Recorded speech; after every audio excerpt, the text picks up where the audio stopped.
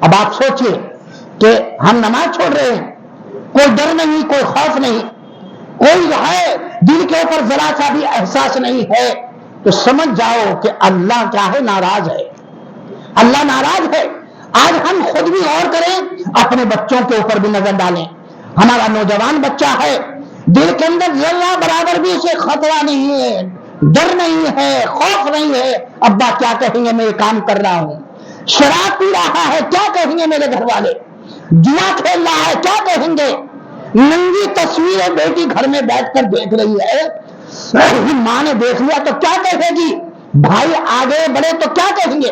اس کا کوئی ڈر اور خوف دل کے اندر جب نہیں رہتا تو پھر کیا ہوتا ہے؟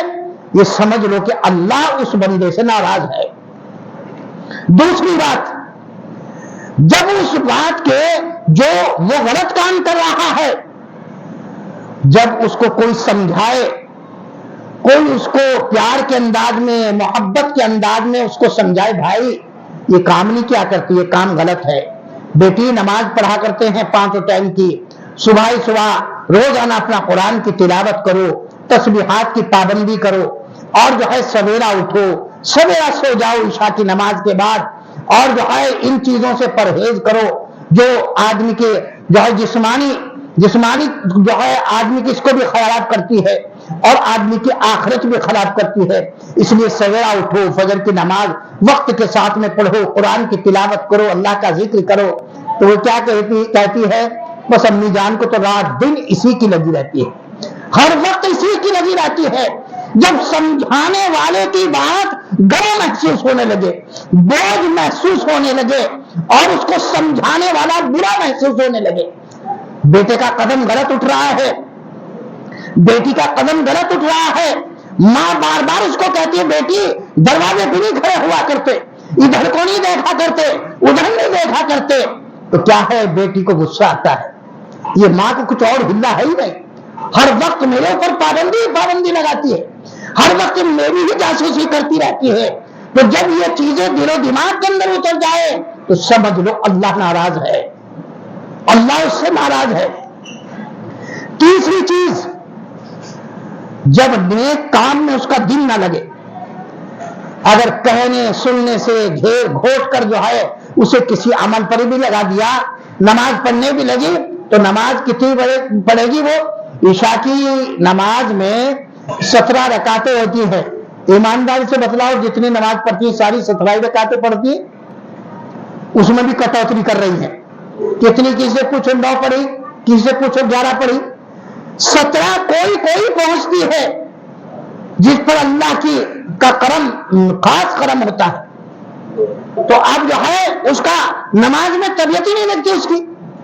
قرآن رمضان المبارک کے اندر کھول کر دیکھ لیا تھا، پورا سال گزر گیا، کھولنے کی توفیق نہیں ہوتی، موبائل کے اندر گھنٹوں گھنٹے لگا دیتی ہے، لیکن 10 منٹ قرآن کریم کا کھولنے کے لیے اس کی طبیعت نہیں چاہتی، اس کا دل نہیں چاہتا کہ 10 منٹ کے لیے قرآن کریم، ارے اللہ کی بندی سورہ یاسین شریف پڑھ رہے جانا، اللہ تجھے 10 قرآن کریم پڑھنے کا ثواب عطا فرمائے گا، 10 قرآن کریم پڑھنے کا ثواب دے گا اللہ۔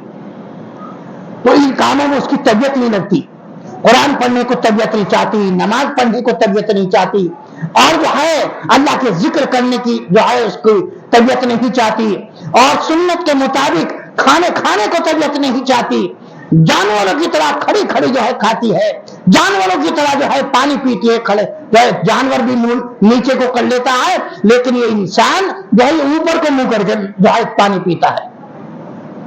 تو جب یہ چیزیں پیدا ہو جائے تو سمجھ لو کہ اللہ اس کے اوپر ناراض ہے، اللہ کی ناراضگی میں یہ بندہ آ رہا ہے۔ ایسے ہی کے متعلق فرمایا کلا بل ران علی قلوبہم ما کانوا یکسبون، کہ ایسے ہی وہ لوگ ہیں کہ جن کے دل سیاہ ہو چکے ہیں، کالے ہو چکے ہیں، کہ نیک باتوں کا ان کے دلوں کے اوپر اثر ہی نہیں ہوتا ہے۔ اچھا ماں بہنوں کیا کریں؟ اب یہ عمل کرتے کرتے تو دل سیاہ ہو گیا ہے، اب اس کا علاج کیا ہے؟ اس کا حل کیا ہے؟ اب تک کی زندگی جو گزر گئی وہ کیسے جو ہے اس کا جو ہے ازالہ ہو جائے اور اس کا کفارہ کیسے ادا ہو؟ تو شریعت مطہرہ نے اس کو بھی محروم نہیں رکھا۔ آج ہی سے اگر آپ یہ نیت کر لیں گی اور یہ ارادہ کر لیں گی تو انشاءاللہ تعالی اللہ رب العزت آج ہی سے آپ کو قبول کر لے گا۔ بہت آسان نسخہ، پڑھی لکھی بھی کر سکتی ہے، بے پڑھی لکھی بھی کر سکتی ہے۔ کیا ہے وہ نسخہ؟ ایک تو اس کی فضیلت سنو۔ اللہ کے حبیب صلی اللہ علیہ وسلم ارشاد فرما، اگر کوئی آدمی اس دعا کو پڑھ لے جو میں بتانے جا رہا ہوں آپ کو، تو فرشتے اس کی نیکیاں اتنی لکھتے ہیں کہ فرشتے بھی لکھتے لکھتے تھک جاتے ہیں۔ اتنی نیکیاں اس کے نامہ اعمال کے اندر لکھی جاتی ہیں۔ کیا ہے وہ دعا؟ فرمایا کہ استغفر اللہ استغفر اللہ استغفر، استغفار کثرت سے پڑھا کرے۔ اللہ تعالیٰ کیا ہے اس کی نیکیوں کو جو ہے اللہ اس کی نیکیاں نامہ اعمال کے اندر درج کر دے گا اور اللہ اس کے گناہوں کو معاف فرما دے گا۔ استغفار کثرت سے کیا کرے۔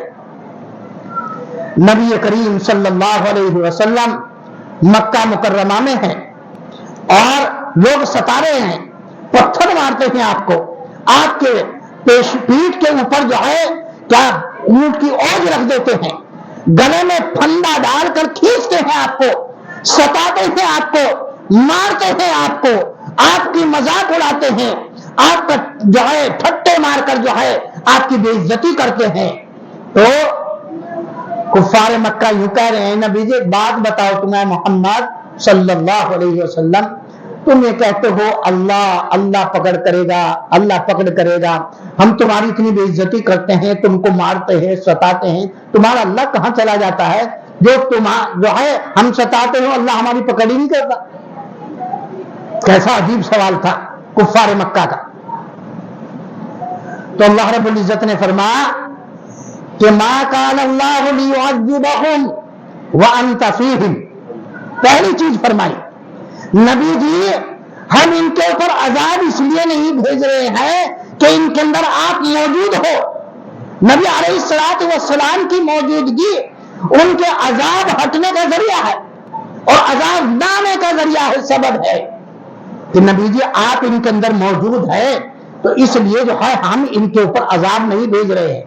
اچھا ایک وقت ایسا آیا اللہ کے حبیب صلی اللہ علیہ وسلم جو ہے مکہ چھوڑ کر مدینے میں تشریف لے گئے تو تب عذاب آ جانا چاہیے تھا، تو انہوں نے کہا کہ وہ تو چلے گئے لیکن اب بھی عذاب نہیں آیا۔ آگے دوسری آیت وما کان اللہ لیعذبہم وانت فیہم وما کان اللہ معذبہم وہم یستغفرون۔ تو حضور صلی اللہ علیہ وسلم تو تشریف لے گئے تھے لیکن ابھی بہت سے صحابہ جو بیچارے کمزور تھے، بوڑھے تھے، کسی عذر کی وجہ سے وہ نہ جا سکے تھے، تو وہ استغفار کرتے تھے۔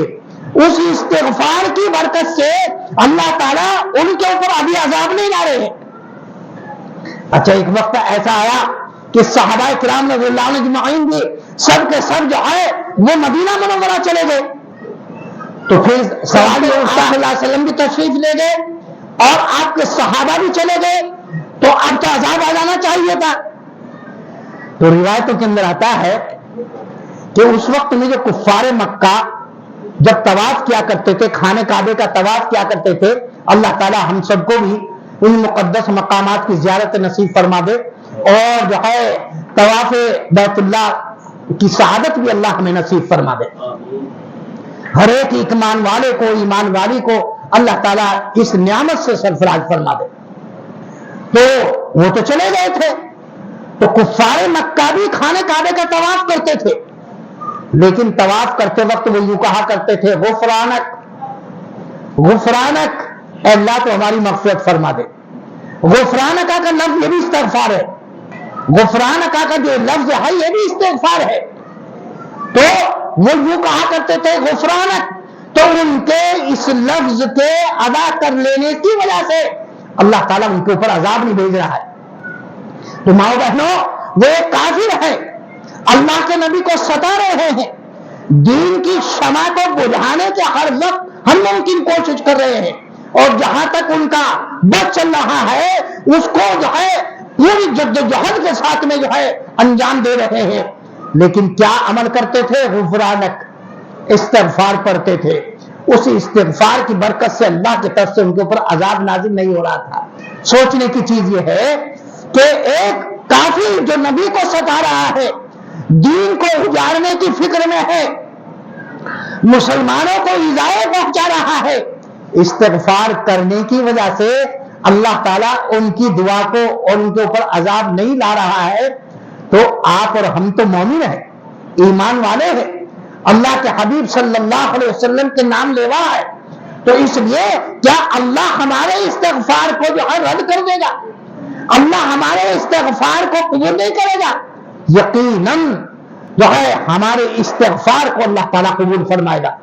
اس لیے ہم جو ہے کثرت کے ساتھ میں جو ہے استغفار پڑھا کریں، اٹھتے بیٹھتے چلتے پھرتے، نہ جس میں وضو کی ضرورت ہے کہ آپ باوضو ہو جائے، نہ اس میں کسی اور کسی شرط کی ضرورت ہے، بلکہ آپ اٹھتے بیٹھتے چلتے پھرتے استغفر اللہ استغفر اللہ استغفر اللہ اس عمل کو کرتے رہیں گے تو انشاءاللہ تعالی ہمارے دل کے اوپر جو زنگ